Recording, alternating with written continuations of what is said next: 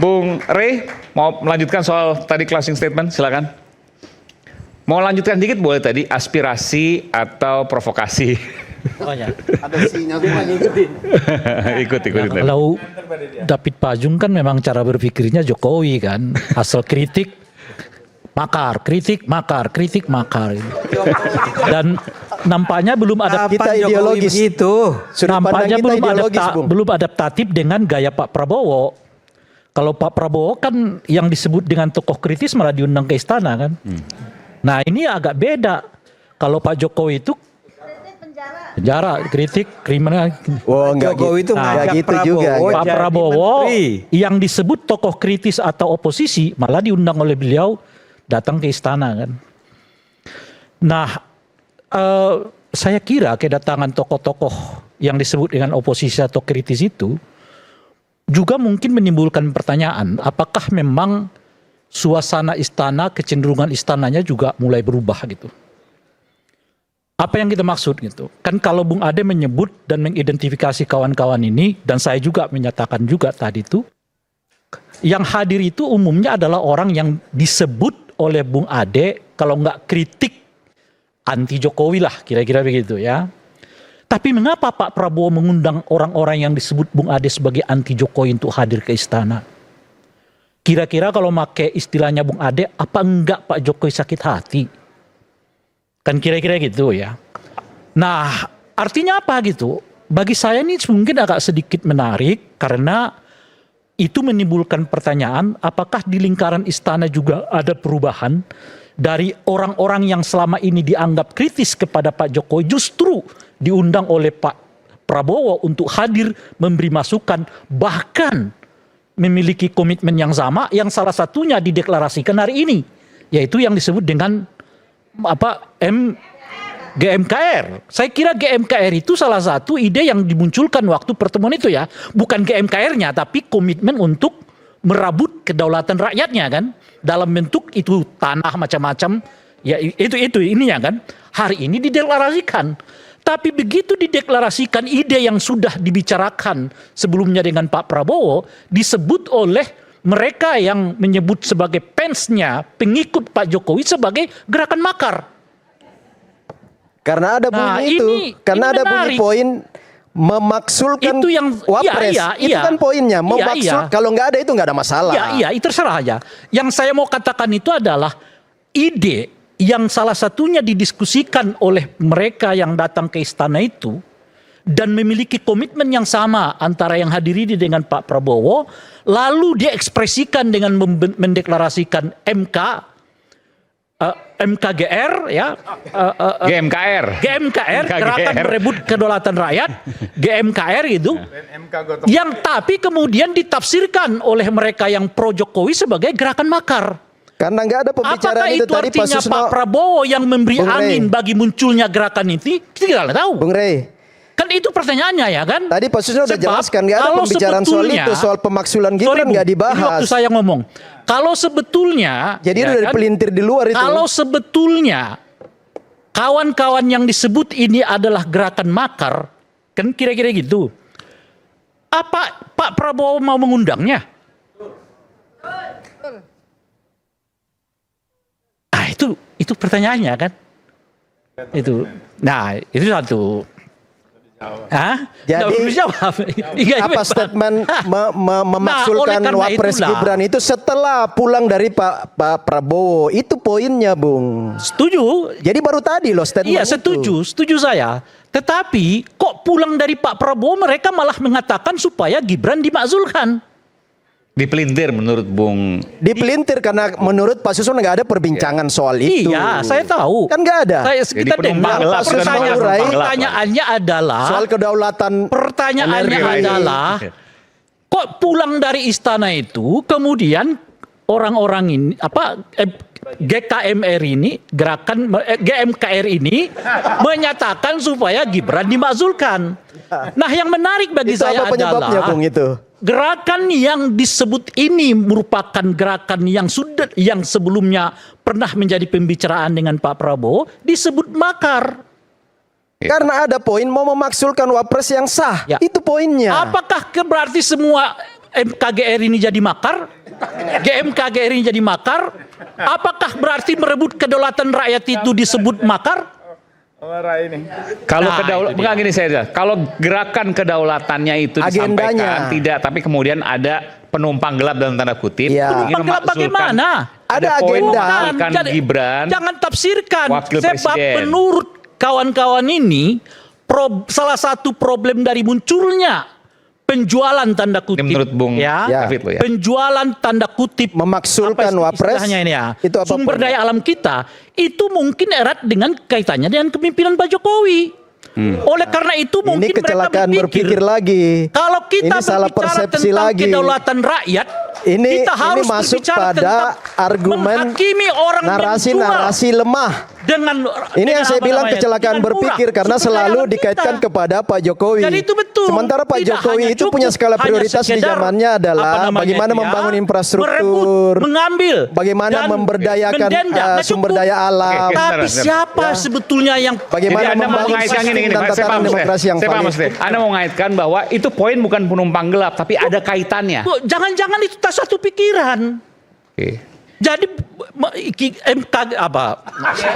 GMKR. KMR ini berpandangan kalau kita berbicara tentang kedaulatan rakyat tapi tidak membicarakan itu, ya setengah dari apa yang kita perjuangkan itu artinya tidak ada.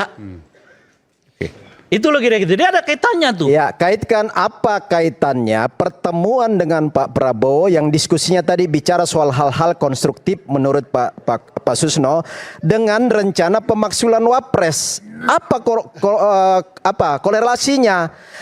Kalau bunyi soal pemaksulan itu mau mengkudeta pemerintah yang sah, dalam hal ini Wapres yang sah, itu yang saya katakan itu sudah masuk pada kategori-kategori makar. Ini Nah salah itu yang ngomongnya harus tuh, kudeta dijelaskan. itu. Bener itu, Saya aduh. udah menyebutkan Salah tadi itu. bahwa Salah itu. saya udah menyebutkan tadi kalau cara berpikirnya Pak Jokowi itu ya begitu. Dikit-dikit makar, dikit-dikit makar. Urusan ijazah yang simple, perlihatkan ijazah aslinya, urusannya tetap aja Loh, ke itu harus kriminalisasi. hukum yang membuktikan karena itu masuk Oke, oke. fitnah, Ya, Bu. tadi Kita nggak cara bicara berpikir. ijazah, kita nggak Jadi bicara ijazah. Itu satu, Bung. kalau anak bangsa ini selalu kedua melakukan adalah- pembangkangan hukum itu yang namanya civil disobedience yang berbahaya bagi sistem tata negara dan sistem hukum kita. Hargai semua itu proses cara- hukum. itu cara Nah, berpikir. Bagaimana menghormati institusi lagi-lagi hukum? itu cara berpikirnya Kita harus mendidik anak Jokowian bangsa gitu loh. untuk hormat pada semua Cara proses berpikir hukum. Jokowian itu adalah Itu ini hal-hal yang memecah tidak bangsa. mendidik. Ini membelah bangsa. Makanya Pak Prabowo, kita berbeda melihat sistem ini kita. membelah bangsa. Ini Anda memecah bisa bangsa. bebas pada satu sisi orang bebas memfitnah orang mempersoalkan ya. ijazah, ya kan? Atas nama Mempersoalkan kebebasan ini. bisa hate speech. Itu dulu ya. juga disebut-sebut itu Bagaimana membelah bangsa. kebencian-kebencian Tapi Anda oleh Pak bangun Prabowo enggak dengan apa-apa. dasar bahwa apapun yang Anda lakukan bebas jadi dari masalah hukum itu nggak pada bisa. tingkat tertentu Dalam sistem kawan-kawan negara Jokowian demokrasi, ini sistem yang hukum masuk kita ke Prabowo tidak memberi ini kayaknya ruang belum klop Biarkan, nih. untuk orang biarkan melakukan ada fitnah, Bung. pendapat yang Aiman. berbeda. Bung Aiman. Biarkan ada pendapat Bung berbeda. Aiman. Prinsipnya kita Argumentasi berbeda masing-masing. dalam hal Aiman. itu. Ya. Kan saya ini kan Ya, silakan.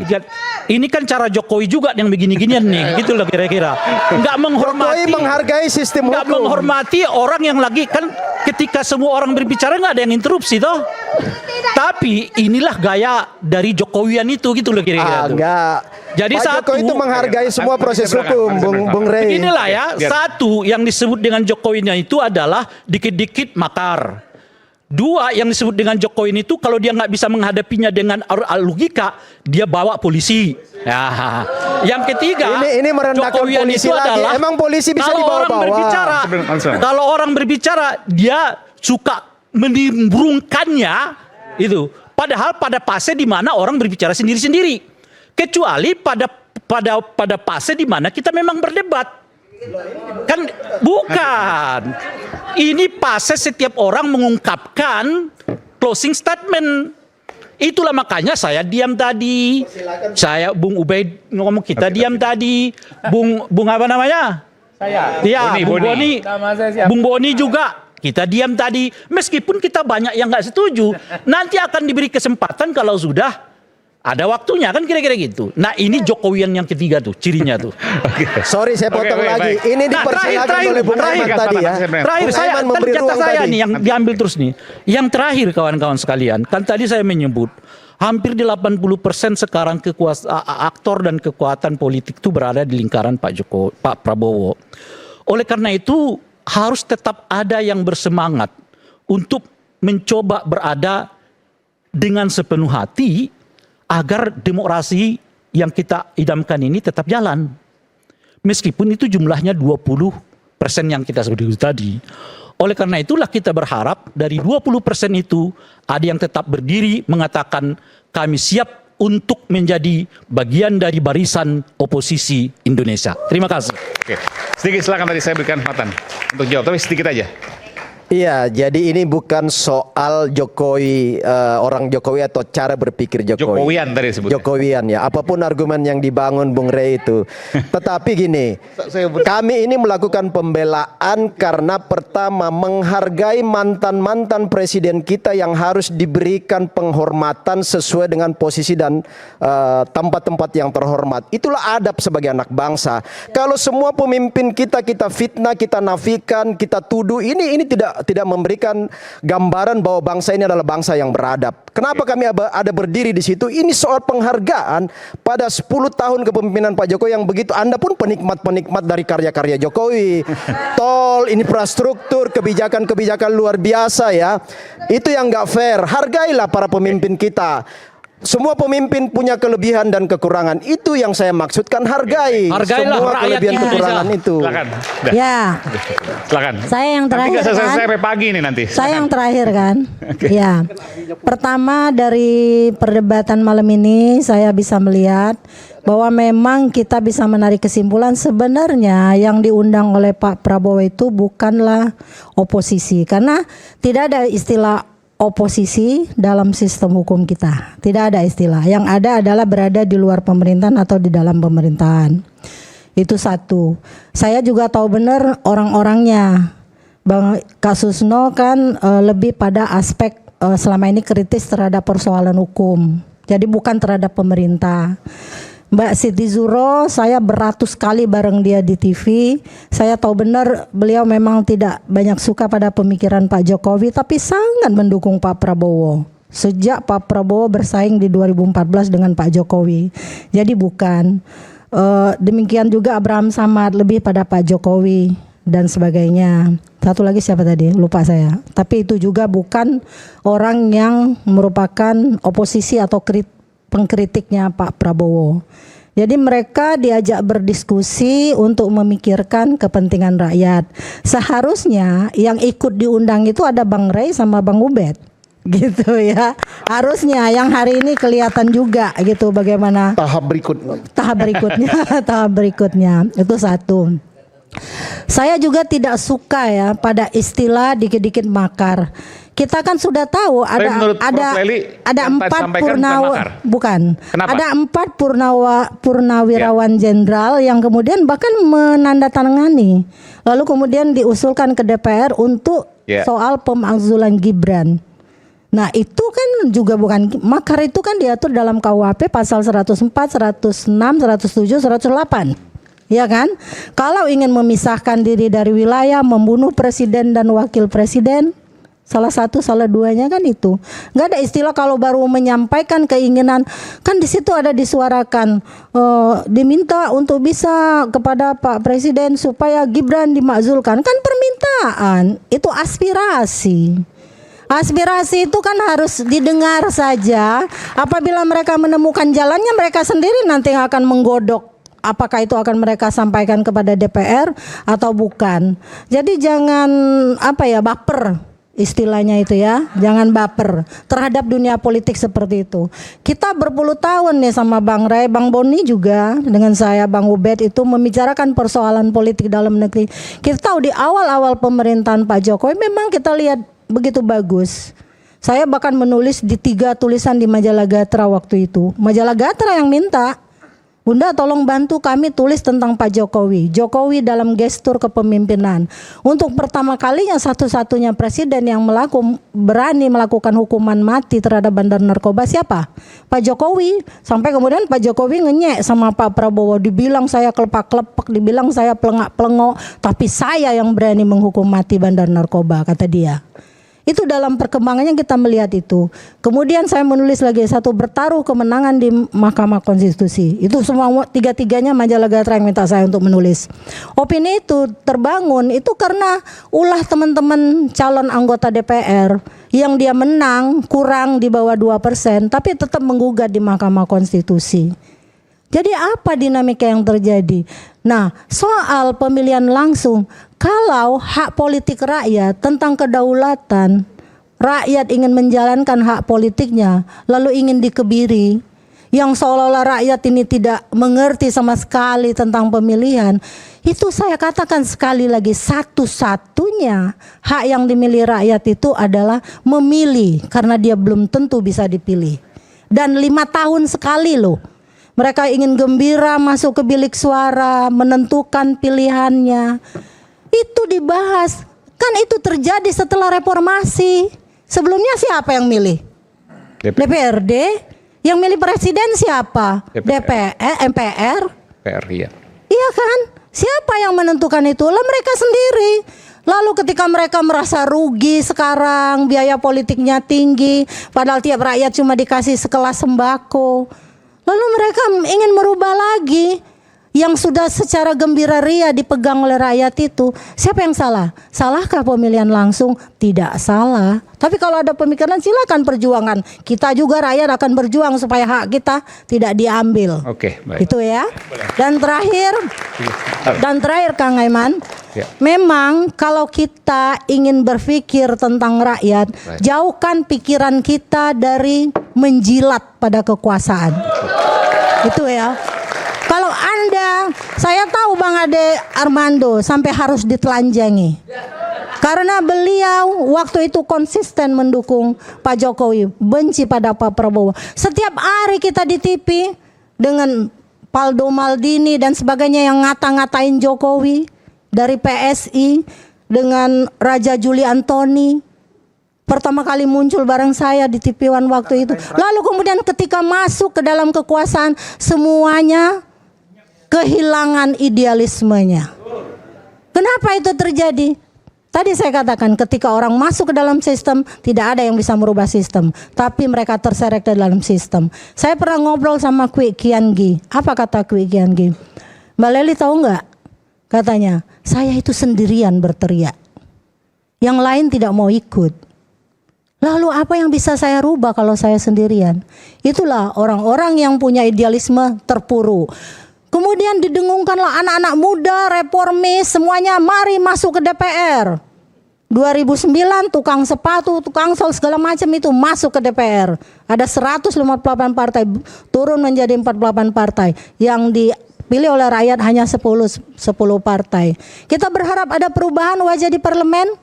Ada perubahan posisi tawar itu terjadi. Tapi tokoh-tokoh muda bergelimpangan lagi semuanya. Jadi idealisme itu gugur oleh nafsu kekuasaan, termasuk yang terjadi sekarang. Itu yang terjadi. Oke, baik. Demikian. Bang Ade udah? Oke. Ya saya berusaha. Oke. Ya jadi gini, saya lagi berusaha gimana cara agar ini bisa lebih singkat ya. Yang ingin saya katakan adalah sebetulnya masa depan bangsa ini terserah. Anda nggak mau menjawab tadi, ketika masuk kekuasaan jadi penjilat maka semua selesai. Itu disebut kan tadi? Enggak, kalau siapa ibu ini mau berpikir begitu ya hak dia dong. Oke, nggak, Anda nggak mau jawab, Bung Ade? Enggak usah dijawab kan. Oh, Anda lihat aja kerja saya apa gitu kan. Kan saya ya nggak daripada jawab pertanyaan-pertanyaan nggak penting, mendingan saya masuk ke hal yang saya anggap penting. Gini. Kalau Bang Ade ada dalam kekuasaan penting dijawab. Ya saya kan nggak di dalam kekuasaan Ibu. Bagus, nggak usah dijawab. Ya makanya ngapain saya jawab? Kan saya belum ada di dalam kekuasaan. Oke. Komisaris gitu ya. Ya kalau saya harus menjelaskan apa yang saya lakukan sebagai komisaris butuh 1 jam lagi Aiman.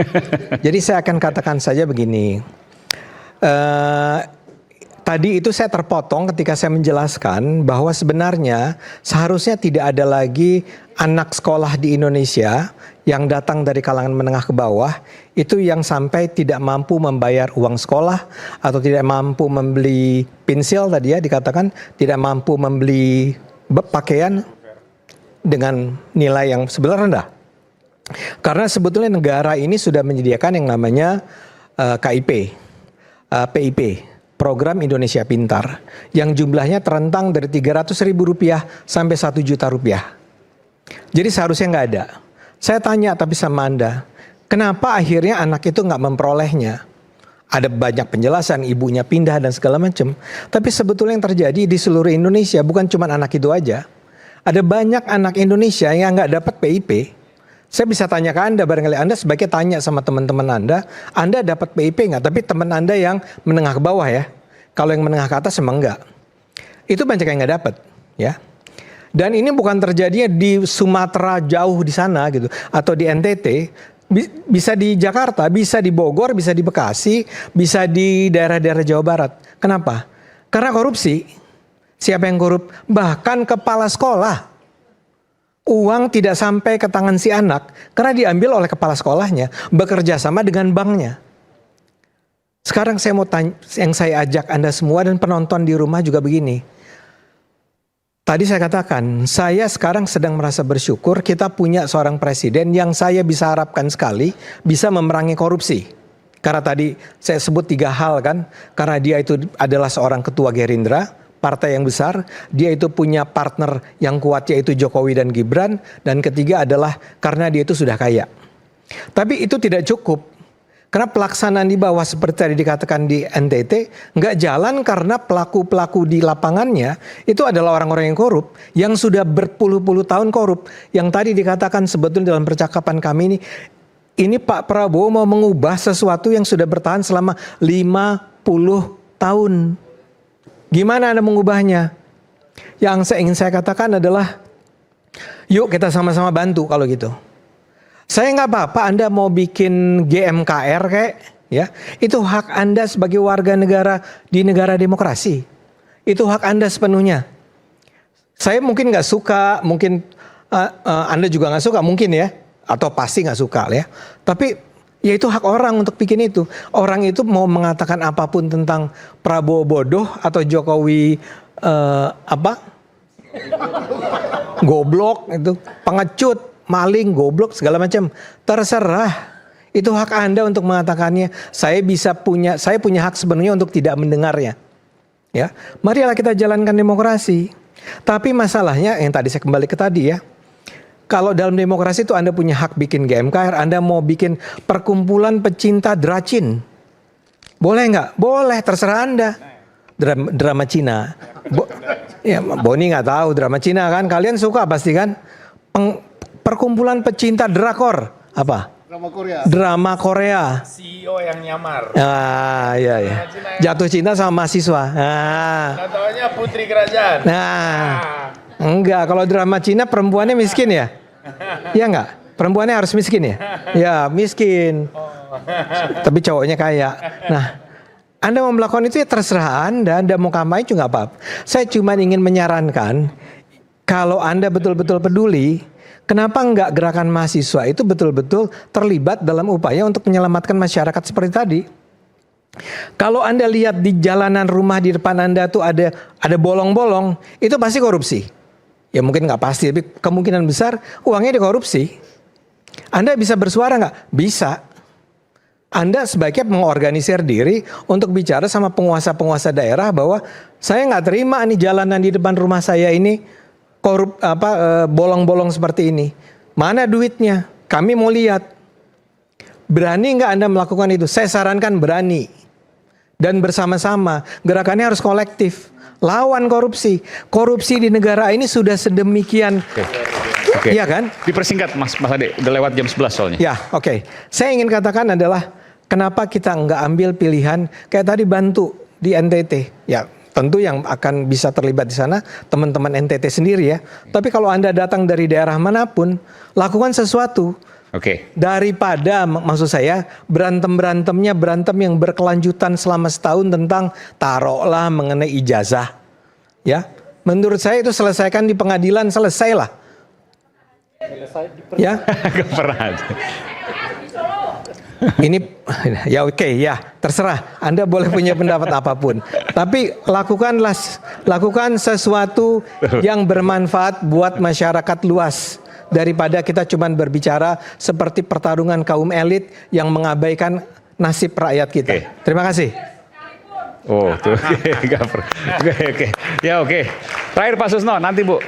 Mungkin minggu depan atau 2 minggu lagi nanti. Baik, saya mungkin 30 detik saja. Ya, oke. Pertama hanya meluruskan saja supaya karena saya hadir di pertemuan itu ya. Kami sama sekali tidak pernah membicarakan tentang lengserkan Gibran gitu. Dan menyinggung masalah Gibran nggak ada. Tentang itu berkembang di luar itu hak politik ya. Itu hak politik, kami tidak mencampuri yang hadir. Termasuk saya dengan yang hadir yang lain, 6 yang lain, saya tidak ada ikatan apa. Kami datang itu masalah pribadi sendiri, bukan. Dihubunginya juga terpisah. Ya terpisah. Oke. Jadi tidak ada hubungan dengan masalah itu. Itu hak politik mereka dan kami tidak membicarakan itu. Supaya clear. Yang kedua, kesempatan ini bagus sekali. Kenapa di luar itu masih terjadi riak, terjadi pendapat, terjadi apa-apa? Karena kita belum makmur ya. Kalau kita udah sejahtera, makmur, kayak Dubai, kayak apa-apa, tidak akan ada hal-hal yang macam-macam, tidak akan ada kayak kasus NTT. Mengapa tidak terjadi begitu? Padahal kita lebih kaya dari Dubai. Kita bukan padang pasir. Kita lebih kaya daripada Qatar, lebih kaya daripada Brunei, lebih pintar juga daripada mereka. Persoalannya tadi Pak Ade Armando udah katakan korupsi dan ketidakadilan. Bagaimana, mengapa ketidakadilan? Salah siapa? Salah kita bersama yang membuat sistemnya. Di mana kita atur itu sehingga seseorang pengusaha bisa menguasai 2 juta hektar. Ada perkebunan itu yang sampai 2 juta, ada yang 1 juta. Disebut oleh beliau 2 juta, 3 juta. Oleh Presiden. Iya. Ya. Sampai begitu kan? Tapi salahkah mereka? Tidak. Aturannya yang dibuat begitu. Artinya kesempatan malam ini kita bersuara ini, suara rakyat, jangan ada lagi satu keluarga atau satu orang atau satu perusahaan menguasai 2 juta. DPR tolong dengar ini suara rakyat ya. Maksimal apakah 100.000 itu pun sudah luas sekali. Hektar ya? Ya, saya kira 10.000 hektar sudah luas. Tapi bayangkan 2 juta hektar. Dikuasai oleh? Ya satu entitas kita. Kalau 2 juta cara ngitungnya gimana? 2 juta hektar sawit itu 1 hektar itu menghasilkan 2 ton sebulan. Karena dia setiap bulan itu 2 kali panen. Berarti dia menghasilkan 4 juta ton. Kalikan 3.200.000 per ton. Berarti berapa triliun sebulan? Ya. Sebulan udah triliun. 2 juta itu kurang lebih hampir 2 kali lipat luas Yogyakarta, daerah istimewa Yogyakarta. Jangan ngitung luasnya, ngitung duitnya. 2 juta itu sama dengan 4 juta ton. 4 juta ton kali 3.200.000 per bulan. Kalau kalikan 12 bulan berapa? Dan anehnya kata beliau duit itu tidak di Indonesia. Sana. Nah artinya kalau DPR mendengar ini, rubahlah undang-undang itu, jangan sampai segitu banyak. Kemudian yang kedua, tadi itu Morowali udah bersuara. Setiap ada perusahaan, entah pertambangan, entah kebun, masukkanlah saham daerah. Terima kasih. Oke, baik. Dan inilah akhir dari Rakyat Bersuara. Sampai jumpa pekan depan. Terima kasih telah bersama Rakyat Bersuara. Salam.